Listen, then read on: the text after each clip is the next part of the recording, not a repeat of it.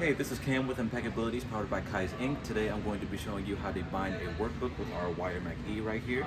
If you want to come closer, the first thing we want to do is make sure our WireMac is set up properly with the right size. Since we are working with a 5x8 inch wire row, we are going to be pulling this little lever right here until we get to our 5x8 inch marker right there. Want to have it lined up right in the middle. Once it is lined up where we want it to be, we want to place our wire row on these little black pegs right at the end. Place them on as evenly as possible, so once you get done hole punching, we can feed them onto the wire as smoothly as possible. Next, we want to take our plastic cover and our black cover and put them right on top. And I like to have them upside down in between these little cardboard markers right here just to keep them steady and in place.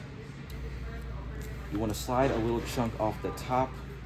It does matter how much you do, otherwise you won't be able to hole punch cleanly. I like to do at least 20 to 30 pages at a time, and I like to flip them upside down. Make sure that the odd number pages are right side up. That'll be your indicator to know that they are aligned correctly. You want to line it up neatly against the back and the side of the little slit WireMac right here. Press your little foot pedal to activate the hole punch. Feed it through the wire and just continue the process with the rest of the book.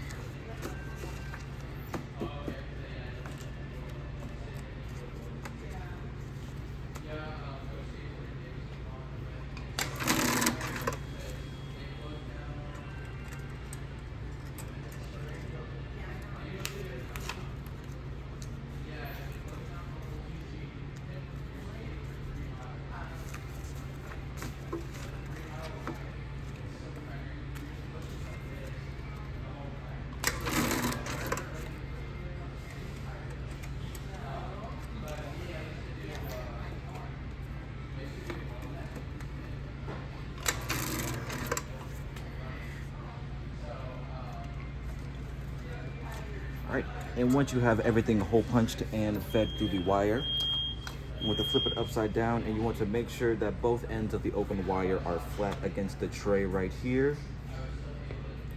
Once they are flat, you want to pull this lever, put a little bit of force behind it, but not too much.